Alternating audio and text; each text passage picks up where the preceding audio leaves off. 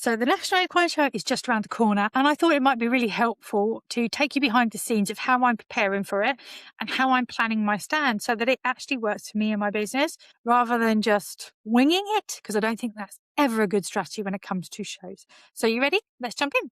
You're listening to the Equine Business Podcast. Practical business support for equine business owners.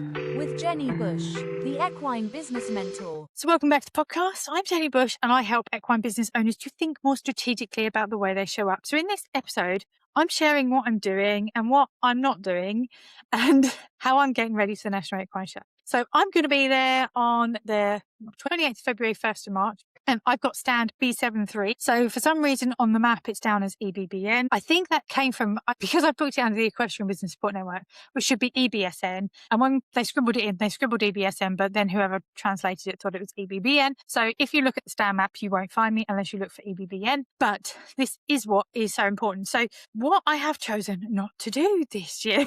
So there's been a few things that, in particular with my stand, I've been a bit more strategic. Last year, I must admit, I ordered banners. I booked the show stand to be a 2x2, and then it got upgraded to a 2x3, and I didn't notice until it was too late. So I didn't have the banners in the right size last year until I'd already ordered them. I also ordered such massive banners that they were folded, and then when I hung them up, they didn't look great because they'd got big folds in them, which really pissed me off last year.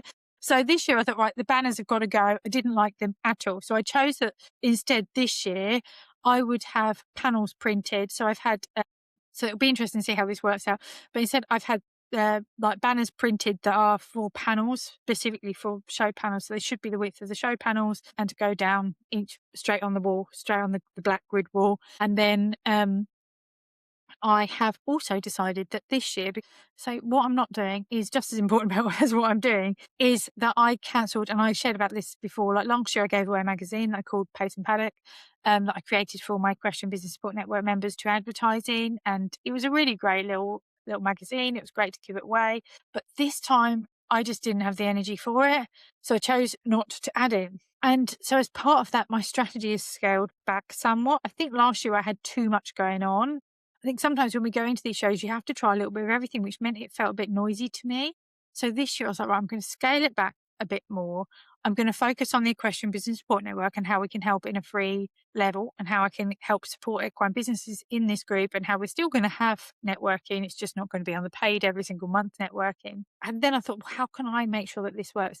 So one of the things that I have always done at shows is I've given away badges. Now, the reason I give away the badges, and if you have got an Equestrian Business Support Network badge, and you're coming to the show, bring it, wear it, stick it on your bag, stick it on your coat. These work, right? These really, really work. This is a strategy that I've been running for years, long before I've had a show stand.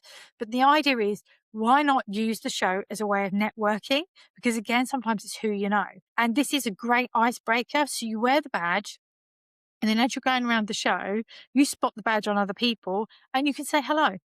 And you can say, yeah, we're in the same group. This is great. We're in the Equestrian Business Support Network together, which means I know that they've got a business. I can ask them about their business, and you can start some conversations with people and you can network a little bit.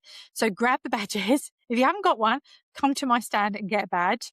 I'm giving them away free while stocks last. Get a badge, wear it around the show, network with other businesses as you are exploring the show. It gives you something to talk about to start those conversations in. And of course, we all need those icebreakers, especially if we're a little bit introverted. But this can really help us to use this as a networking event and not just as a business show. So I'll still be doing that. But what I also then decided was that I needed to have more of a focus. So what am I taking? And now, so this year I am focusing on the Equine Business Reset, which is a book. I wrote a book instead of giving away the magazine. I thought I'm just going to show my expertise because I was guilty last year about not making it about me very much. And I think I held back a little bit as to what I can do to help businesses, how I've been helping my clients, how I support my clients. It's like, no, let me do this. So the first thing I did was I wrote this book. So that's going to be front and center on the stand. And it's going to be a really tangible way for people to get a sense of how I think, how I support equine businesses and how I can help. The second is a clear, simple information about the collective. So I've got some cards, I've got some other things, and I'm ready this year to be able to communicate that. I'm not going to overcomplicate it with 100 different options. And I've really tried to scale back on the stand in terms of, like last year I had chairs, I had drinks, I had all I was like, no, I'm not doing any of that this year. We're going to simplify. I think sometimes less is always more. So it'll be really interesting to see if this change of strategy pays off. And I can't wait to share it after the show, how it goes off. So the other big part of my prep is how I want the stand to feel, because I think this is really, really important. And it's not just about energy. I want it to feel calm, honest, trustworthy. It's a busy event. So I want it to be a place where people feel they can come and ask questions without being made to feel silly or pressured or to buy something, and come and actually have genuine conversation with me about where they're at in the business and and do that. And I did get a lot of that last year, and so I want to encourage more of that this year. So that's affecting how I'm planning the layout and how I'm planning my time. And so last year I had a couple of little fold up sort of bench, so what are they? They're fold up bar stools kind of thing. But this year I was like, oh, I feel that they're a little bit cheap. They were great last year because they did the job. But actually this year I was like, they're a bit cheap. So I've invested in some better stools this year. But this has affected how I'm thinking about planning the layout. I want it to be a place where people can step back and breathe a little bit and come and see myself. And I'd love to think about how like this for your own events as well. Like not just what you're taking, but how do you want people to feel when they interact with you? How do you want the stand layout to feel for that to interact with you? So that's been in all of my banners that I've designed. That's been in how I've rewrapped the table that I'm taking, the chairs that I'm getting, and the books that I've made, and the things that I'll be giving away on the stand. Like, how do I want it to feel? And I wanted it to feel a bit more upmarket this year, and a bit more level. So that's been quite interesting thing sort of going on in my head. So when it comes to the stand design, I have ordered. It'll be interesting to see as well. I've ordered some battery picture lights that you just put batteries in, and then they should light up the stand a little bit. So it should give it a bit of emotion. I think lighting is always quite important. Banners are quite important. Having something to give away is also really important. Some way of collecting people's details and data. I think that's really important. So I've got the QR codes so that people can sign up to the Equestrian Business Support Network. I've already got the funnel in place for the Equestrian Business Support Network. So when they add their email address and they get added, it automatically goes through into my system. So they get added to my emails and they get started an email sequence and so on. So I know that that's already in place to work.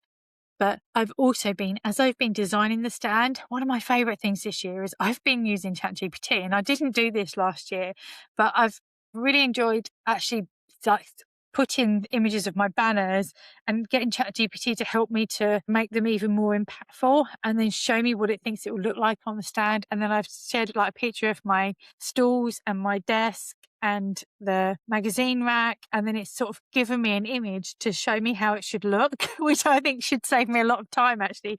When I get to the show and I set up, it means I already know how I want it to look, because ChatGPT has given me an image, so I can then just create it like that. I've played around in my head with different layouts so that I know what should work best for the shape and the size that I've got, because I think this year is slightly rounded a different way. So I'll be really curious to see how that works. And I'm really, really looking forward to it, because shows like the National Equine Show, they're a massive commitment, not just in money, but in time and energy. And they can be a massive opportunity when you approach them with intention. So for me this year, that actually looks like doing less, being more clear, protecting my energy so that I can actually be present with the people that come to see me, so that I'm actually feel like I'm already on it.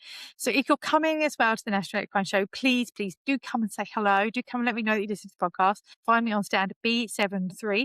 Tell me that you listen. I genuinely love to hear about your business and where you're at.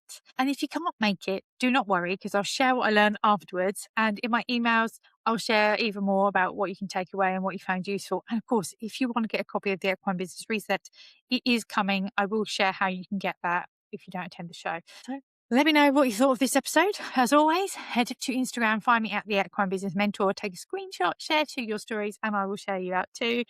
And for now, have an amazing week. I'll see you soon.